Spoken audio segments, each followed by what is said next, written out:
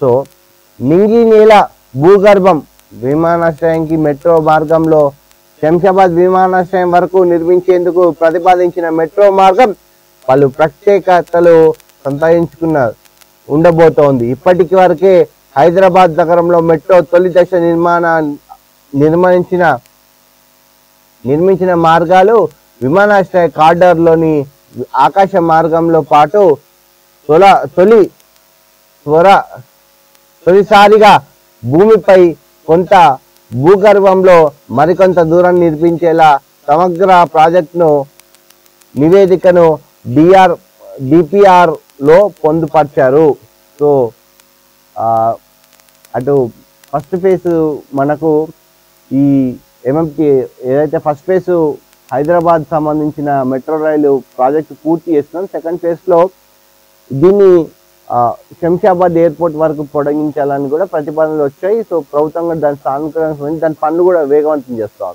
So అయితే దీంట్లో ప్రత్యేకత ఏంటంటే ఏదైతే ఇప్పుడు ఆకాశ మార్గాన పోతున్న ఏదైతే ఎంఎంటీ మన మెట్రో రైలు ఉందో అది కొంచెం ఆకాశ మార్గాన పోతుంది. దాని తర్వాత భూమార్గం అంటే సొరంగం తవ్వి దాని నుంచి ఎయిర్పోర్ట్కి ఇచ్చే ప్రయత్నం చేస్తున్నారు. అది ఇక్కడ ఏంటి అనేది కూడా నాగోల్ నుంచి 33.1 కిలోమీటర్ల పొడవు రాయదుర్గం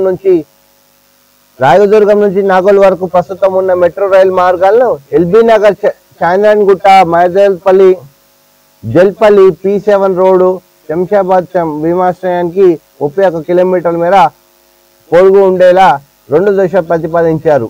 ఇందులో నాగోల్ నుంచి లక్ష్మీగూడ వరకు 21.4 కిలోమీటర్లు ఆకాశ మార్గం ఉంటుంది.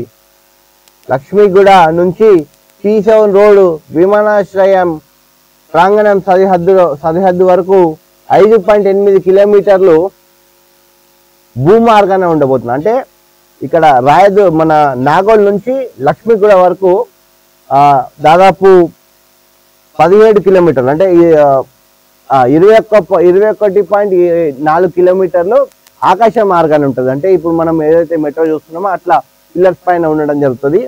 దాని తర్వాత లక్ష్మీగూడ నుంచి P7 వరకు శంషాబాద్ విమానాశ్రయం దగ్గర వరకు కూడా మొత్తం కూడా భూమార్గంలో ఉండబోతుంది అన్నట్టు కూడా చెప్తా ఉన్నారు. సో ఎందుకంటే కొంచెం పాత బస్తీ అంతా కూడా ఇరుకిరుగు ఉంటుంది. సో అది కట్టడానికి కొంచెం వీలు కాదు కాబట్టి ఆ పాత బస్తీ మొత్తం కూడా ఇట్లా ప్లాన్ చేస్తున్నట్టు కూడా కనబడతా ఉంది. చూడాలి ఎట్లా ఏందని, ఇంకా దీని డిపిఆర్ భూసేకరణ జరిగేటప్పుడు ఎట్లా చేస్తారు ఏందనేది కూడా చూడాలి.